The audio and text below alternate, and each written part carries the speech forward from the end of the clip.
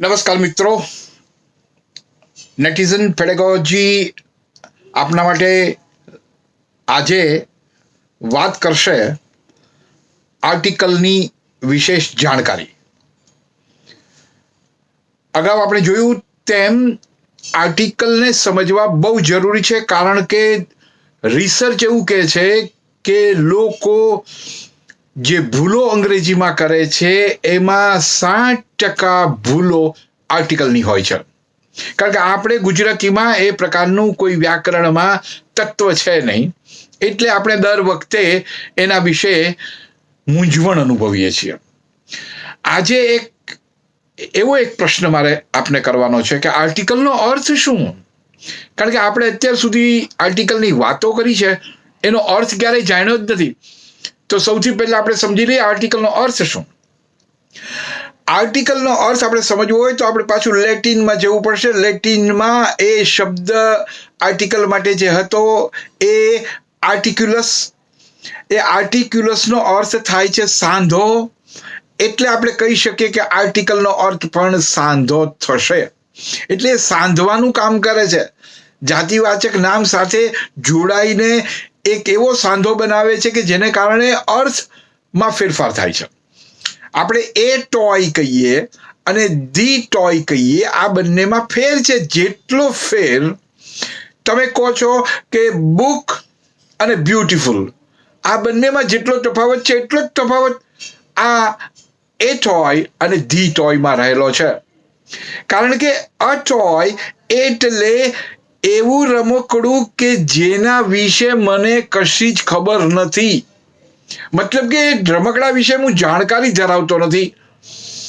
અને the toy એટલે મેં નિશ્ચિત જે સમજું છું એ રમકડાની વાત છે. હું એક બીજું ઉદાહરણ આપું એટલે તમને બરાબર સમજાઈ જશે. માનો કે નીચે કોઈ એક વ્યક્તિ ઊભી છે અને ઉપર જાઓ અને મને કોઈ પૂછે કે તમે રમેશને જોયો, હેવ યુ સીન રમેશ? હવે હું રમેશને ઓળખતો નથી, પણ એક છોકરાને મેં જોયો નીચે, એટલે હું એમને ઉત્તર આપીશ કે I have seen a boy downstairs. નીચે એક છોકરાને જોયો. હવે રમેશ છે કે નહીં મને ખબર નથી. એનો અર્થ એવો થયો કે હું જ્યારે રમેશને ઓળખતો નથી પણ એક છોકરો છે, એ કોઈ પણ હોઈ શકે, તો એટલે ત્યાં હું વાપરીશ આઈ હેવ સીન અ બોય. આ અ બોય એટલે અનિશ્ચિત. અનિશ્ચિતનો અર્થ જો કરવો હોય તો એમ કહી શકાય કે વિચ આઈ ડોન્ટ નો, જેના વિશે મને બહુ જાણકારી નથી એવી બાબત.